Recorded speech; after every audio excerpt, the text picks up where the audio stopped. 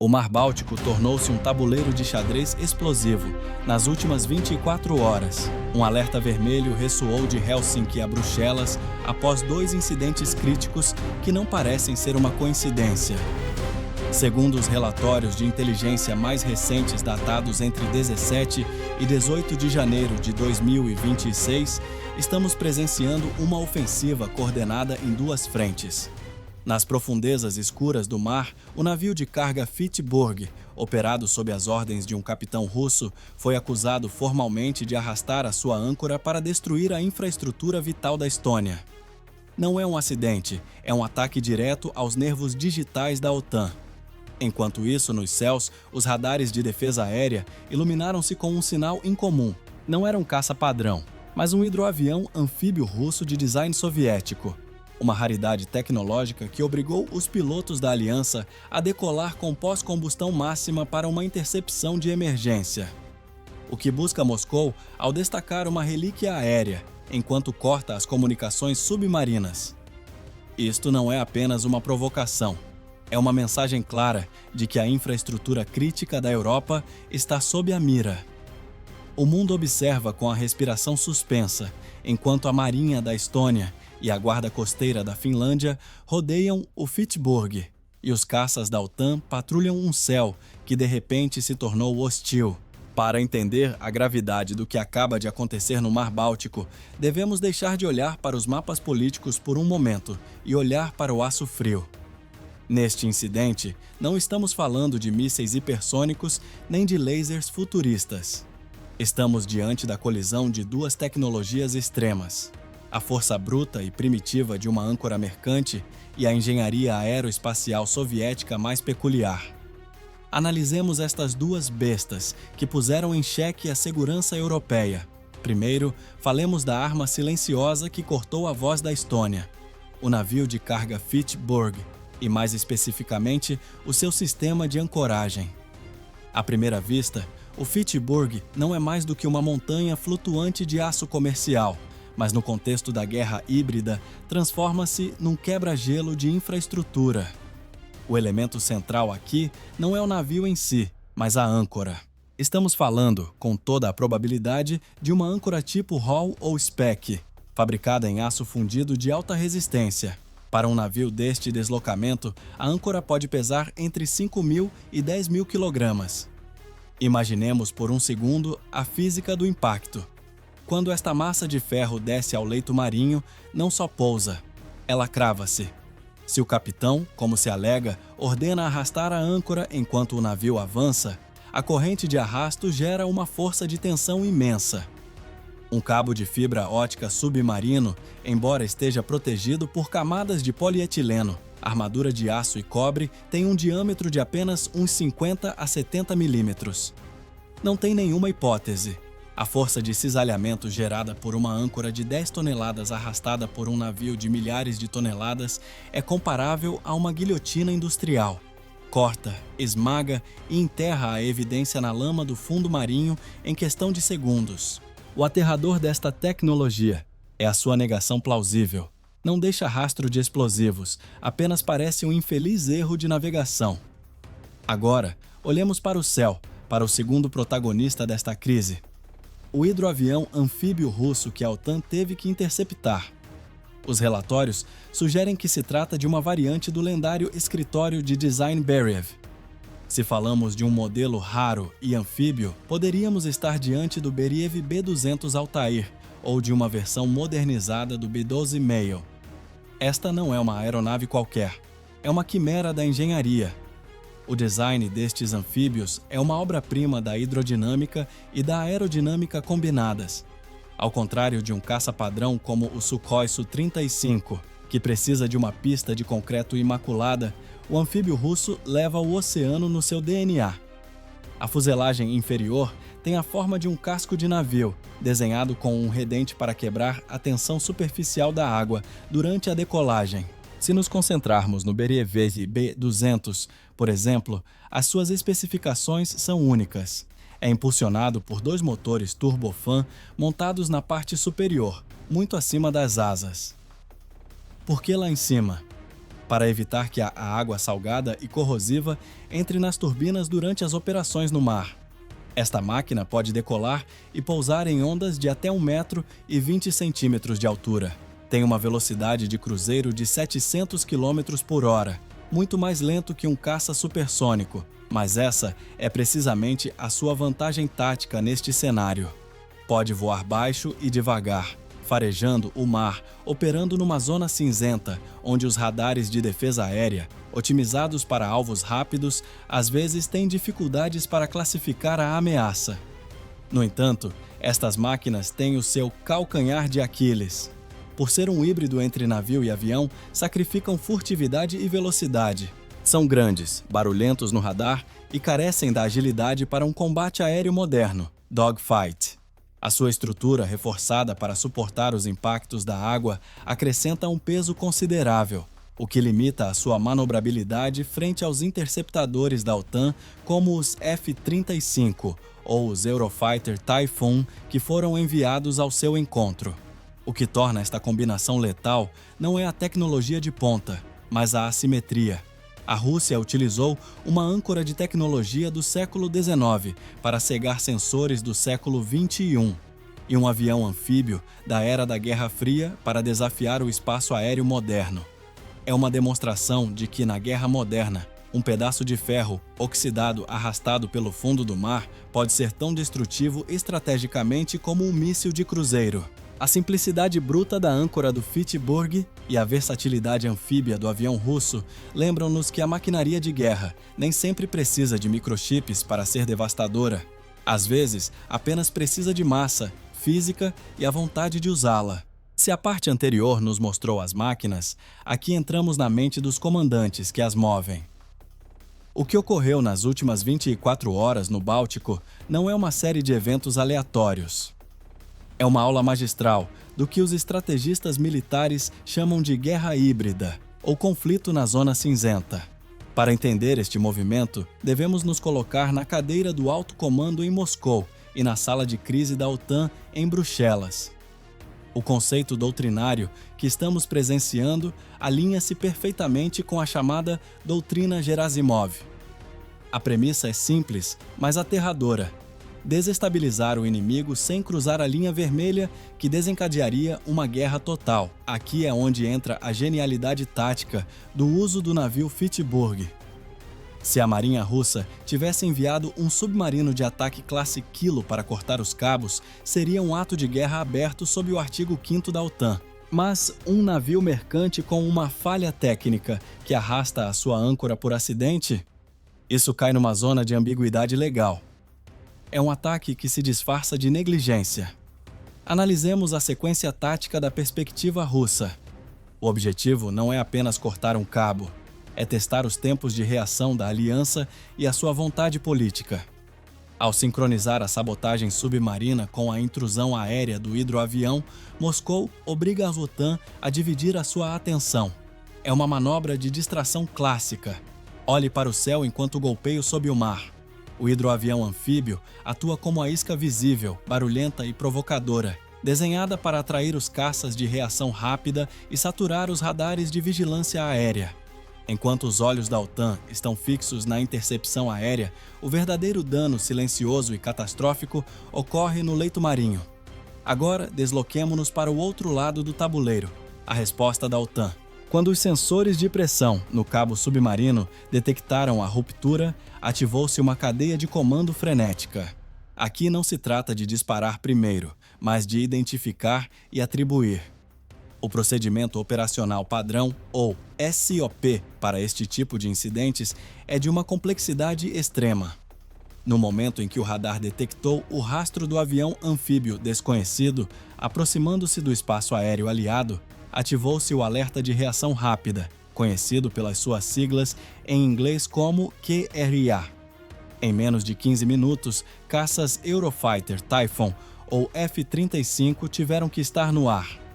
Mas aqui é onde a tensão psicológica atinge o seu ponto máximo para os pilotos.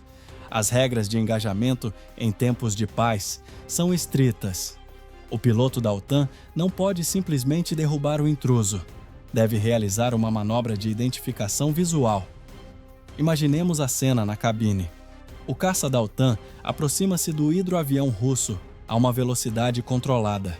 O piloto deve colocar-se ao lado, ombro a ombro, para ver se o avião leva armamento, se há câmeras de espionagem abertas ou se a tripulação faz sinais. Tudo isto acontece a centenas de quilômetros por hora. O piloto da OTAN deve mostrar o seu armamento, uma manobra conhecida como mostrar as garras, inclinando o avião para que o intruso veja os mísseis ar-ar sob as suas asas.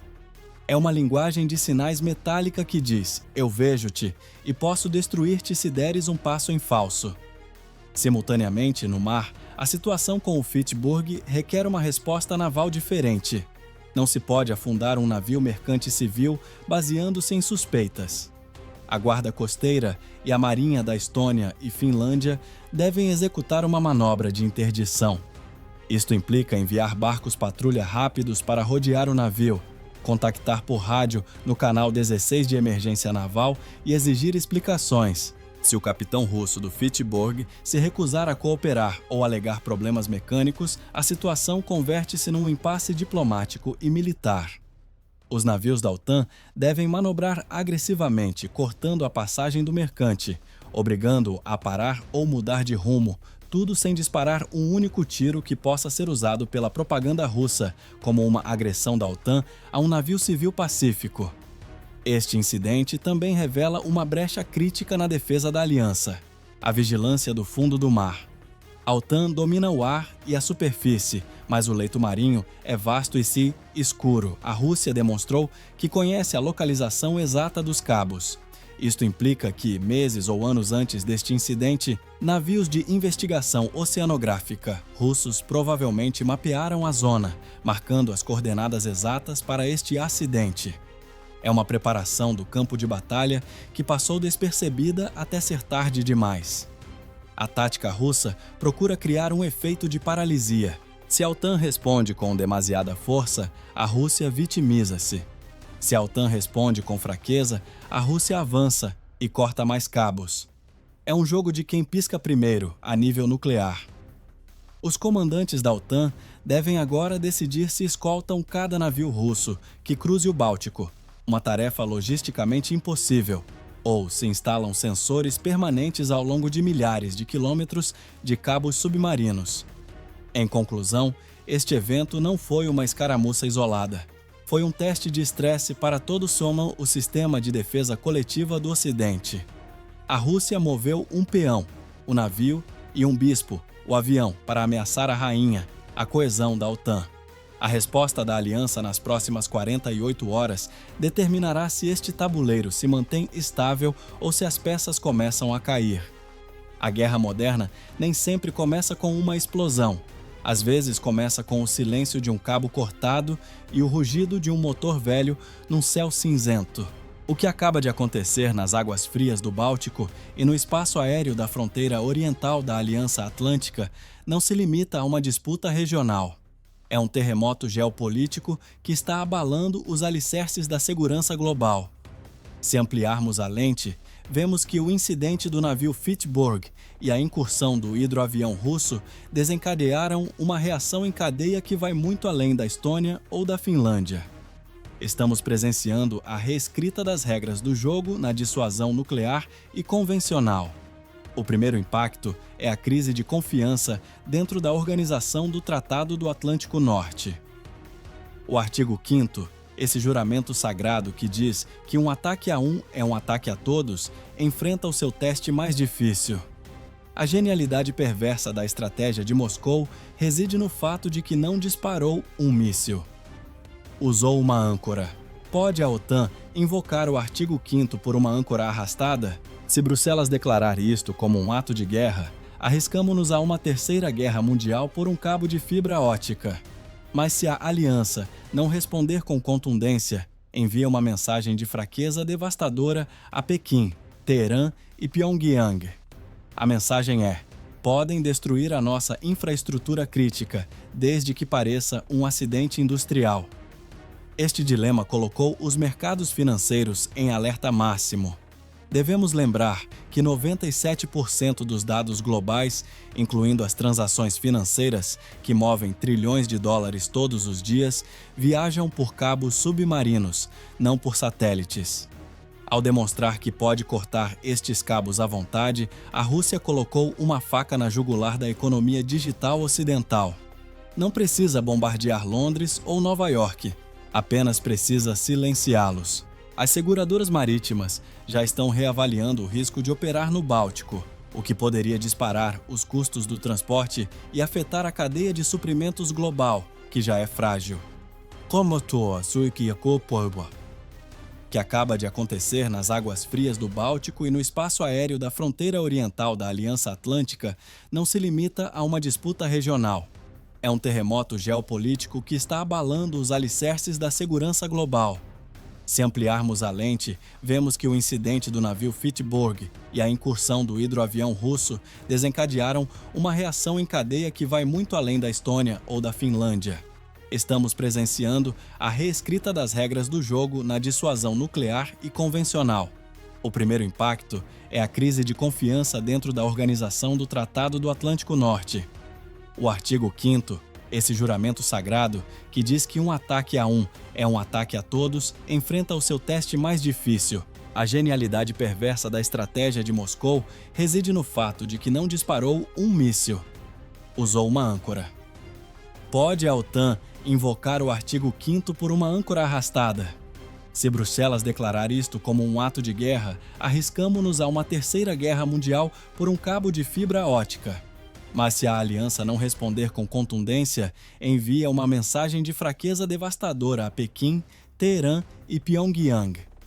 A mensagem é: podem destruir a nossa infraestrutura crítica, desde que pareça um acidente industrial.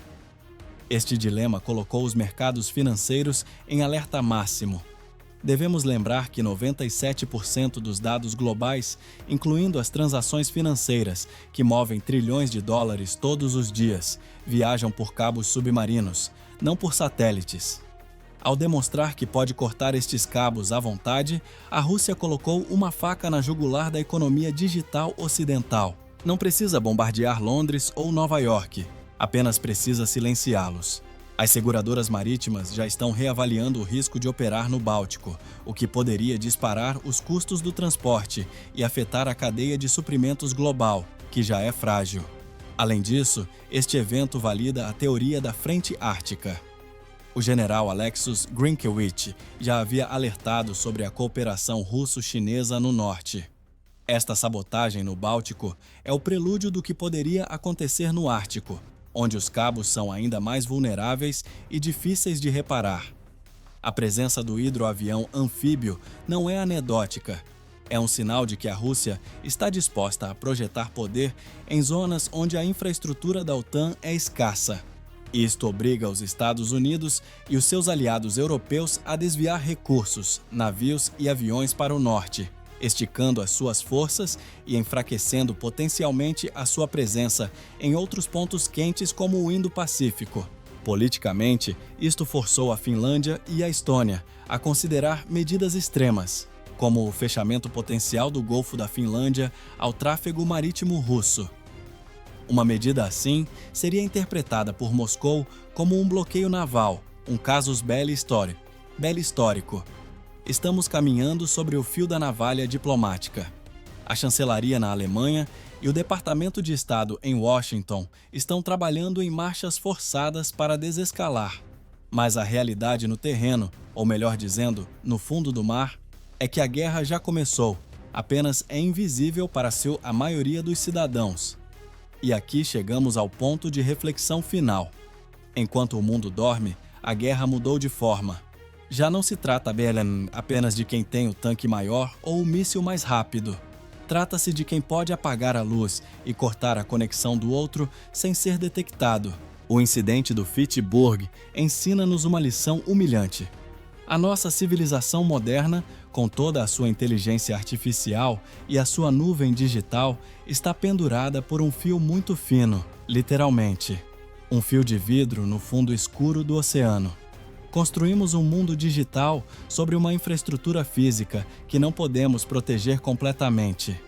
A imagem da âncora de um velho navio mercante rompendo a tecnologia mais avançada do século XXI é uma metáfora brutal da nossa época.